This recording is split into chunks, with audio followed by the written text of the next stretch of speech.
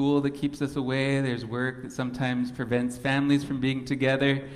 Sometimes there's illness that hits, kind of cases in our family, kind of all of the above, work and sickness, where we can't every single one of us be together for Thanksgiving.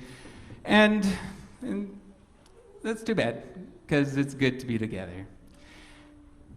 To be together, that really is a huge part of what God desires.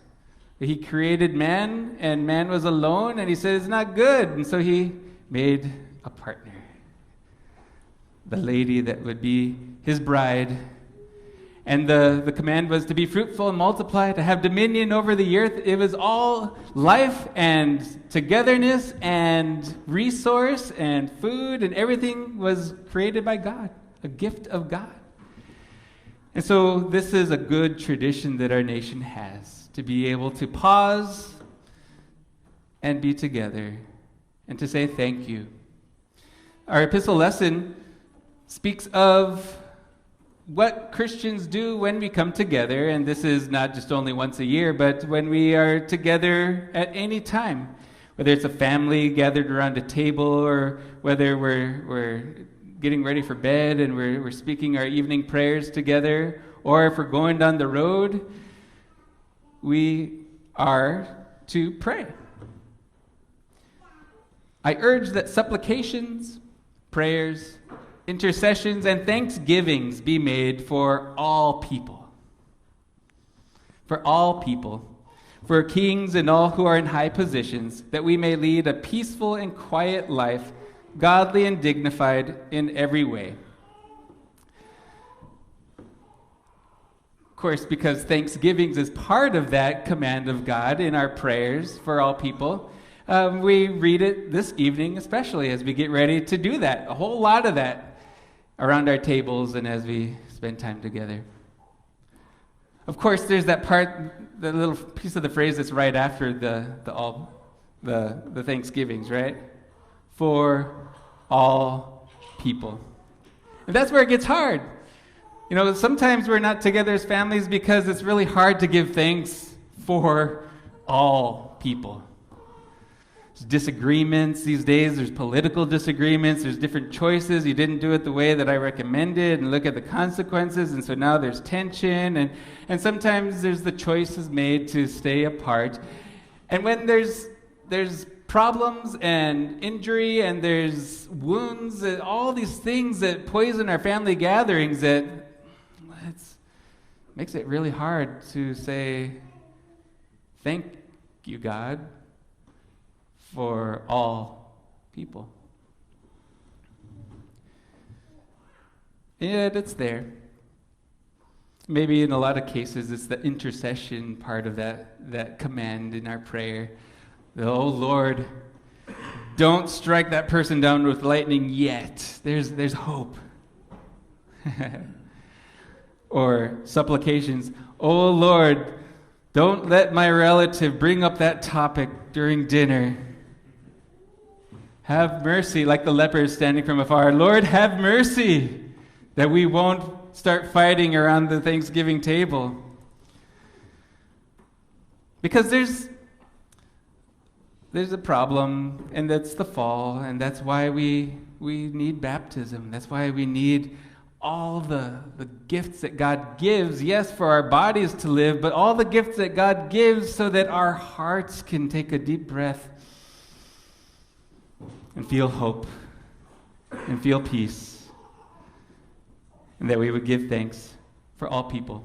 Because Thanksgiving really is part of a health condition that we have. When things are healthy in us, gratitude flows.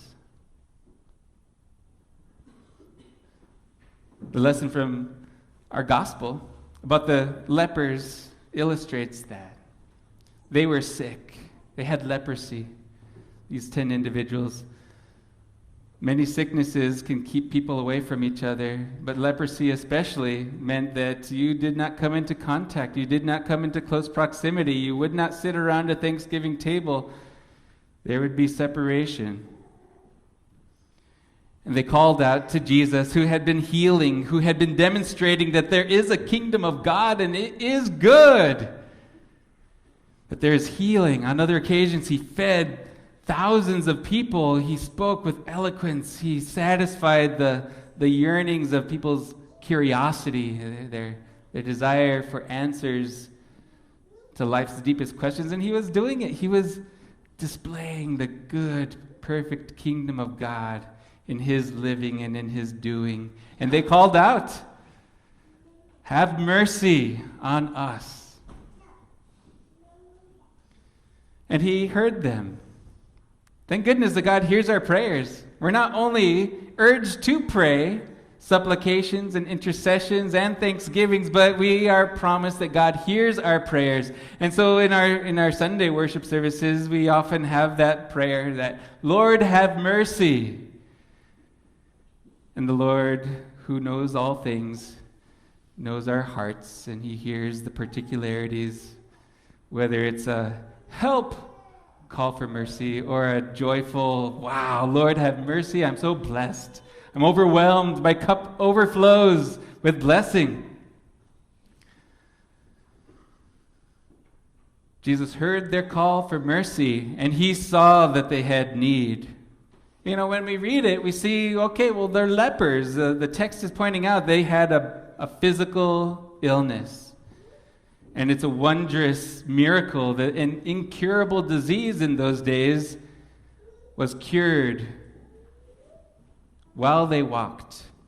He said, "Go and present yourself to the priests," because it would be the priests that would assess their health and their skin and see that, wow, we've been renewed, we've been revitalized, we have health in our bodies. And the priests would declare, yes, you can return to your family. You can be up close and personal with the people you love and with the random strangers, and you can worship in the temple. You are not a public danger anymore. And as they went, they were healed. And one realized it and turned and returned to Jesus. And Jesus points this out. Only one would come? There's a whole lot that we can study. It'd be a great text for a longer Bible study someday. But Jesus says, "Your faith has made you well."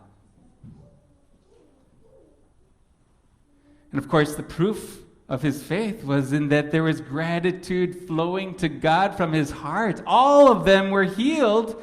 Jesus did good to them, but there was the inner healing of the soul that burst out in gratitude to God.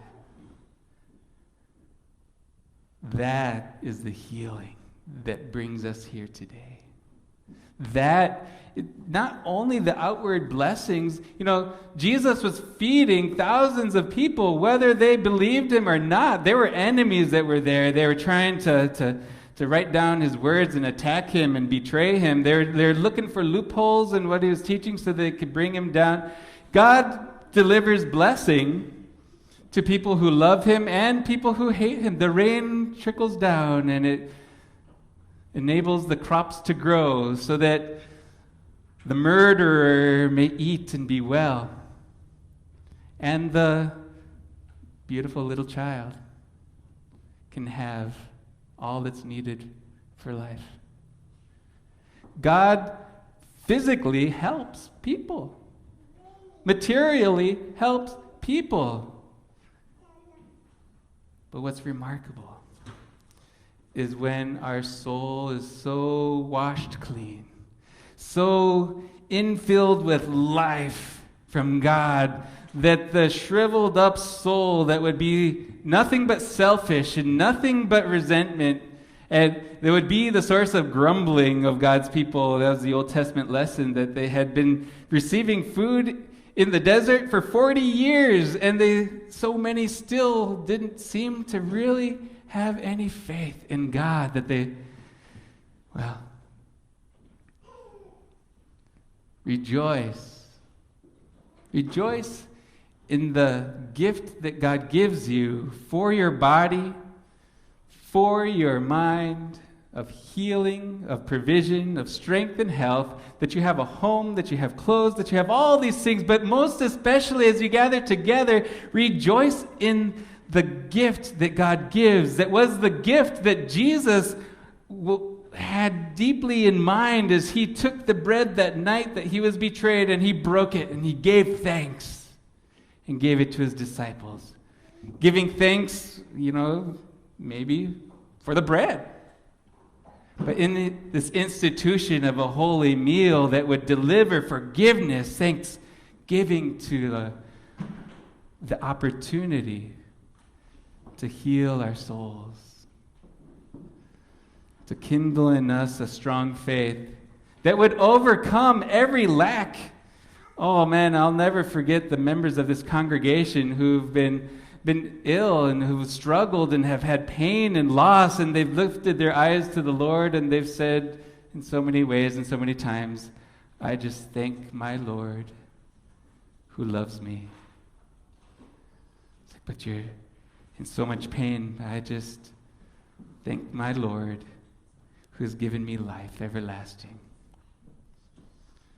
So like Jesus gave thanks as he instituted a means of grace that we still gather to receive today and be helped by, consider in your celebrations this week, giving to your families the gifts of God that would bring healing to the soul, most especially his holy word. As you gather to dig into your turkey or brisket or whatever it is that you have prepared, or maybe you're going to Luby's. I know that's been part of the suggestions. Consider before digging in, and even before offering a prayer of thanksgiving, open up to Psalm 23 and give your family the gift to memorize and to learn some words of God, because it's through hearing that we have faith, that God gives that gift. It's beautiful when people say thank you. And so let's do that in our times of prayer, with our offerings. And as we come up and kneel before the Lord's table, pray in your hearts with deep gratitude to God, who has blessed us in our bodies and in our families, and especially has given us healing to our soul. Like that leper who was healed from the outside, but also on the inside, that he would speak with faith, thank you. May it be so in us as well. Amen.